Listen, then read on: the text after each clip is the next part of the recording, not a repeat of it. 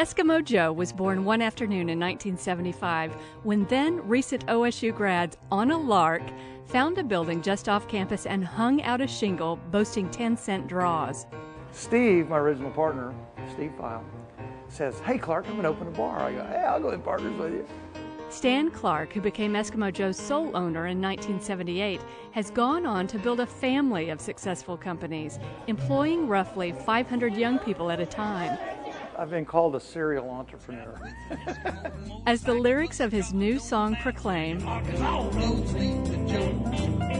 No matter how you go, the legend grows and grows. All roads lead to Joe." all roads do lead to Joe's, but that road to success has not always been a smooth one.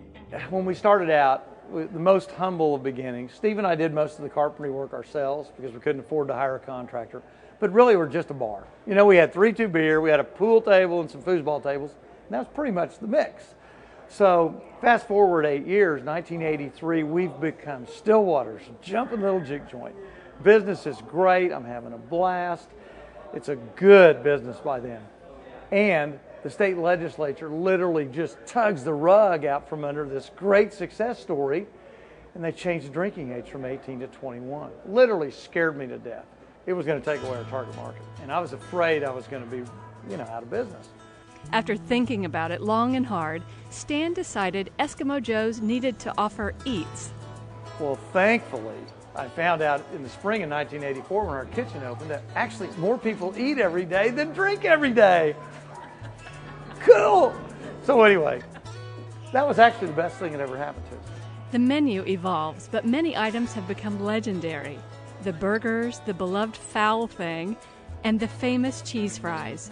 Part of the delight that keeps you coming back long after graduation.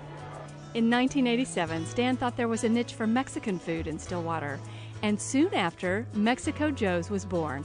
Sort of. Mexico Joe's just about broke my whole company.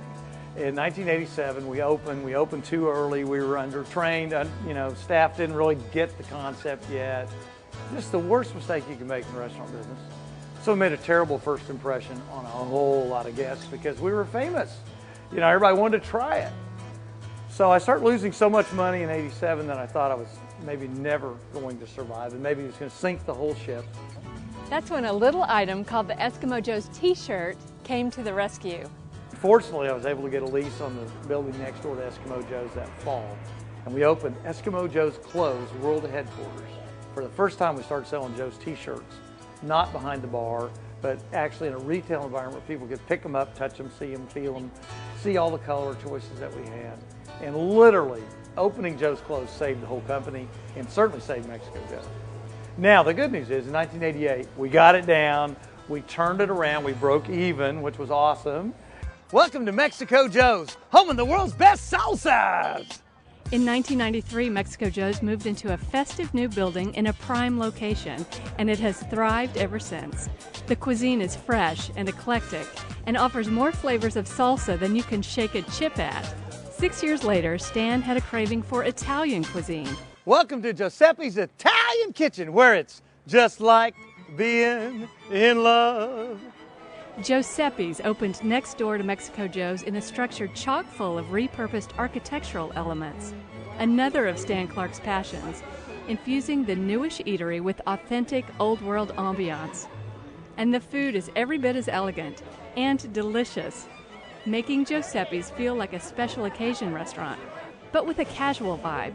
At Giuseppe's, I would have to recommend the Stan Pizza, hand-tossed, named after yours truly. More recently, Stan has turned his passions in yet another direction. My latest venture is Eskimo Joe's Promotional Products Group. We started that in 2002.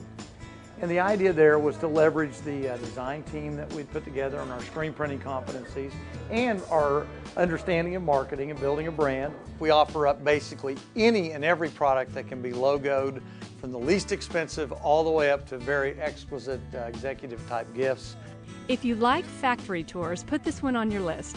You'll see designs come to life, from conception to production.